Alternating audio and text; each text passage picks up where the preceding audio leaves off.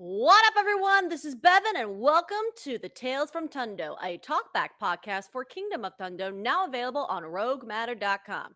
Here we go in depth behind the scenes with Tundo creator MA. Yo, MA, raise your hand up in the air. How are you? Hello, Bevin. I'm good. I'm good.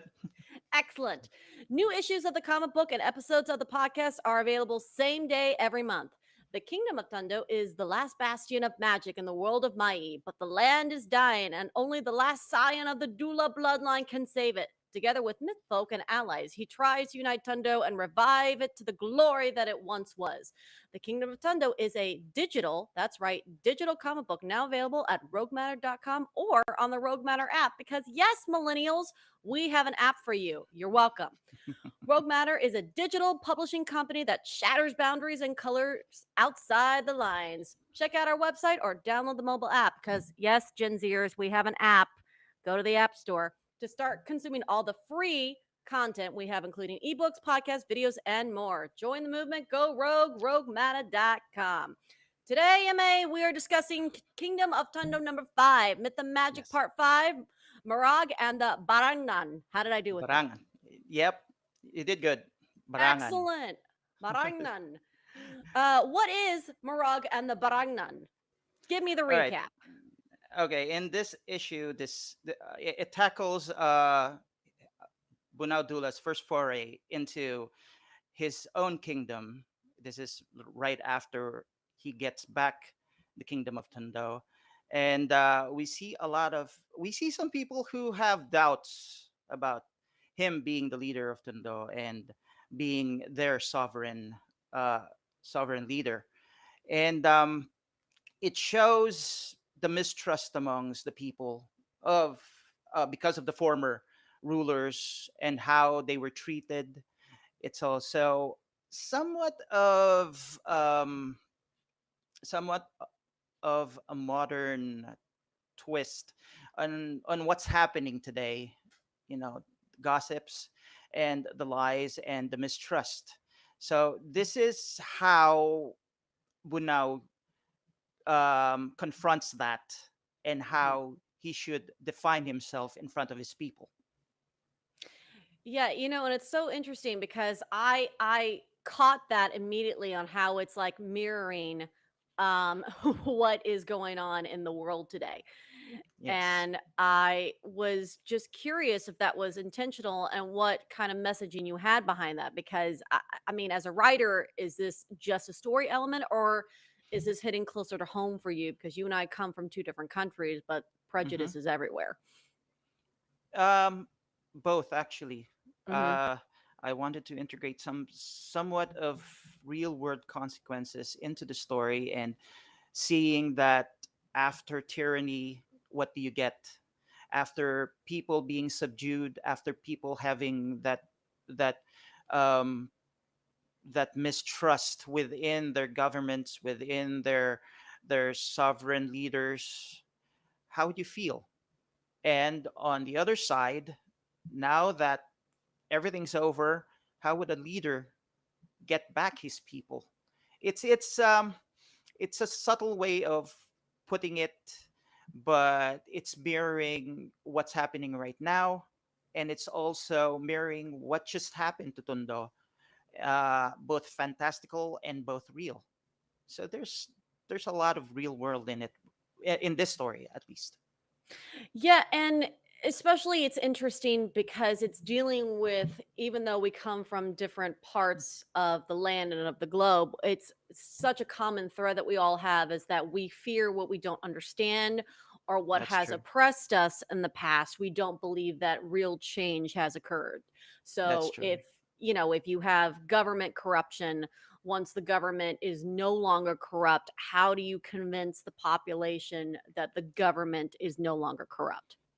Yes, it's my way of teasing new leaders if they are going to read this story, and it's also my way of say telling Bunao, the character himself, you have to get them back. You have to make them trust you because your intentions are true. Mhm. And there is usually that divide between people Is he really going to do this? Is he really a good leader, or is he going to revert back to what we were before? Have those kinds of things. Yeah, and not even a mission of coming in to help a town that is being plagued with a demon and a shadow is even Mm-hmm. converting them. Which, by the way, the demon, please correct me if I'm mispronouncing it. Sigbin? Sigbin. Ah, Okay, Sigbin. he's Yeah, you got it right. yes. He was really, really cool looking. The drawing of him, I don't know if we can Hmm. pull that up. But it's a very I like the character design. Yeah, the character design of it. Was that what's his backstory? Okay, the Sigbin is a familiar of an aswang. Aswang basically the umbrella term, the local umbrella term for vampires, ghouls, and werewolves here in the Philippines. So I made um, that creature as a familiar for the Barangan, the main bad guy for this story. The Barangan, um, in in this part of the uh, in a part of the Philippines, is a sorcerer. What he does is what he or she does is black magic. He takes an insect and curses someone, puts the Yeah. insect within the skin of the victim, and it populates inside. So that's how he kills it. That's barang. What we call that here, barang magic. The barangan is it's an old term. It's before the Spanish came, they called it barangan, but now we call it the mambabarang because uh, the mambabarang does the same magic. We just changed the name. So basically, here in the story, he's deceiving everyone. He's Yes. using the sigbin as he's familiar to do. He eats stuff, the dead, and it's the sigbin looks like a goat. Actually, it has the head of a goat and the body, in some parts the body of a human, Mhm. but it's more of that's more of comparing it to a satyr, I think, if I'm not mistaken. But it's a goat and it eats human flesh. Yummy. Delicious. No, but I also found it also fascinating that not only were you dealing with government corruption and people losing faith in government and prejudice, you were also kind of touching upon, I think, mental health in this issue with That's Miras, true. because she's not mentally well. And again, people, I think she kind of reminded me, does she have like a similar mental health disorder like the Joker, Joaquin Phoenix's Joker has, where she just sporadically laughs? Is that part of it? Yes, partly. Actually, the character, I based it on a real life person that I've Oh met wow. in a mental institution before. She Okay. just, people who just sit and laugh, and they have this stoic face. Stoic face, and they don't really speak. They just laugh, and it's kind of, if you don't know that she has a mental problem, then you'd think that this girl is irritating, this woman, this man is irritating, and that's how the people in the town of Manila perceived her. Yeah. They don't really know what's going on, and she just keeps to herself. And in society, there are a lot of people like that. We just don't understand. Yeah, and especially it's hard to decipher if it's a mental health illness or if this person is wicked or if this person is just trying to fuck with you, for lack of better term. So it's tricky how you thread that fine line as well. Yes. I love that you based her on a real person. How long did you spend time with this woman? Oh, just a couple of hours. Okay. I wasn't really. She wasn't the one I was visiting, because it was just an ocular Oh of yeah, the yeah. place and the mental institution. But she, There was way back in high school, but I saw her, and it it it did something to me. It kind of changed me in a way as I grew up, knowing that there are people like this, and uh, what's going on with their life. We don't know anything about their lives, and we should be careful Yeah. about gossiping about them or talking about them in a public view. Yeah, there's definitely more going on. And that's kind of what was happening in the issue. I really Hmm. thought it was refreshing also for you to kind of also have that narrative. Just because somebody comes in and saves the town doesn't mean that everyone is gonna get converted, which is it's also a good lesson for Bunau and people reading that, one good deed does not equal, okay, everyone likes me now, everyone is convinced I'm on your side, because then people could be like, well, you might have done this for your own benefit. uh, That's true. I I That's true. think I think that's kind of like what you were still trying to say about society, yes. Yes. When I was doing this issue, actually, I sat down with Bunao. He was like in front of me, and I was talking to him, and I asked him, "Do you really want to do this? In a land that people uh, people don't trust you, people don't see you as their savior, although you have that bloodline, and you are the recipient of that magic. You have Hmm. proven yourself once against your brother, but do you really want to do this?" And then the character thinks about it, and he's a hero. He would always say yes, but it has to be hard for him. In my experience, especially there are people here who have been um, have been gossiped, even though they they've done nothing wrong. They did all they can to help other people, but still they come out as the villains. And it's pretty common nowadays. Back then, probably because of the internet, because we're hearing more of that.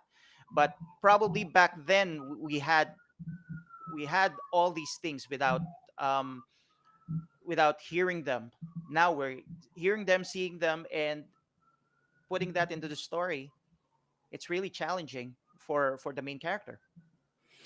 Yeah, I so agree with that. It's complicated and it's hard to convince somebody of a narrative when they've known the other side of the story for so long. So, like, for Bonahu, he's just got a long road to go because, everyone is well, especially cuz they fear the myth folk, which is Yes, definitely a parallel to us fearing other cultures, that's true.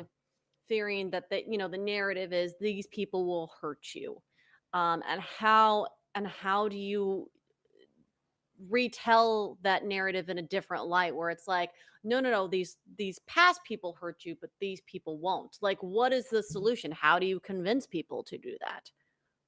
It's really hard. I know. It takes time.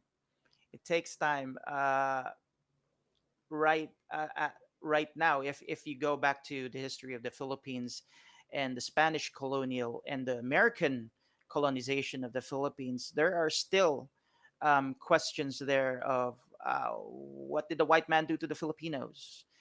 Are we Do we forgive them because nowadays, because in this modern era it's different now, but there are people who still stand on that notion that, no, we can't, they did this to us, we can't.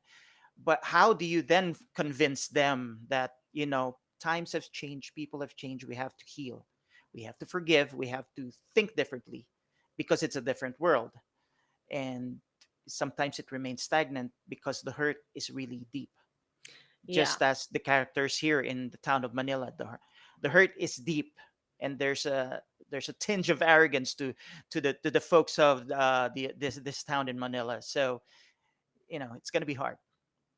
Yeah, even when they see a dragon, they fear it, even though I'd be like, "Oh, it's so cool. I love the dragon." It's one of my favorite art panels Yeah, in this issue. Is the dragon Diok? Is that Dayao.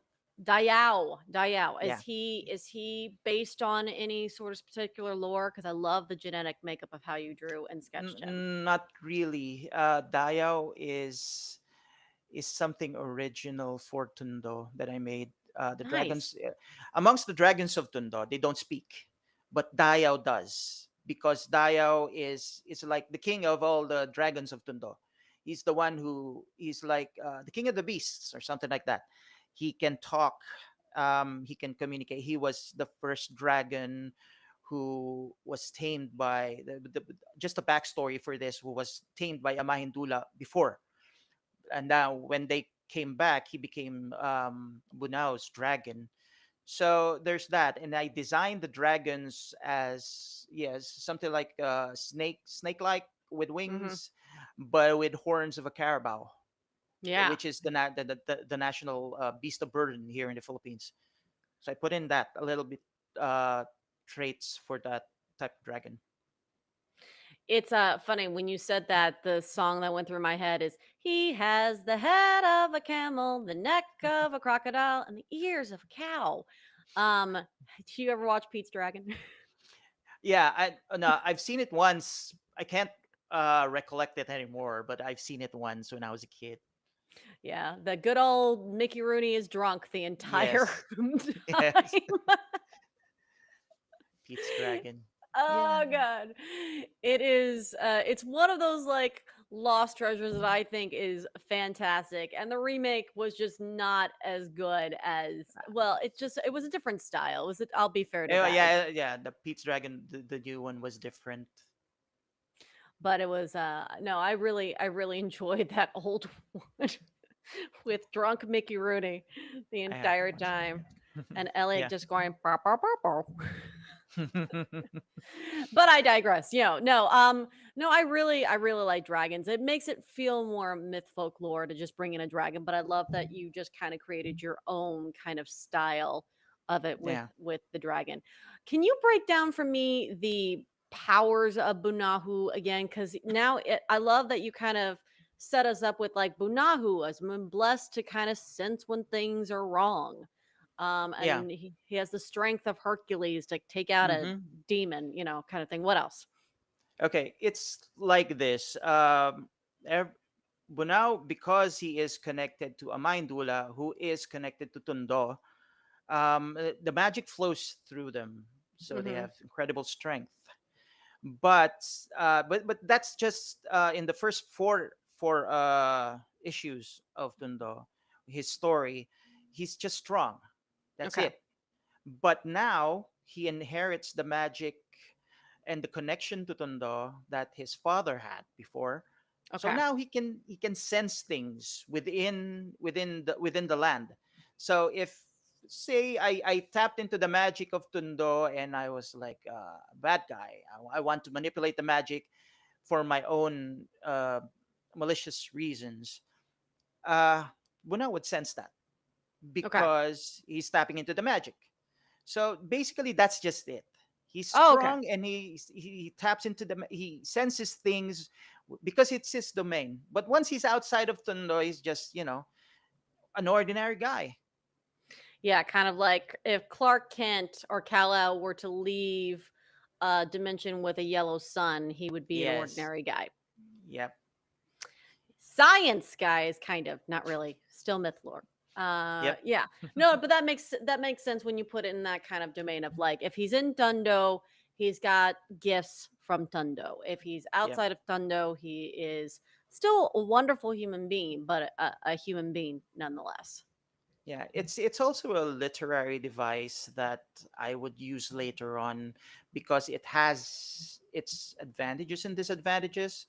And you Ooh. can, as a writer, you can always manipulate it and look for avenues where you can structure this, make him do that, or whatever. It's different levels of opportunity for storytelling.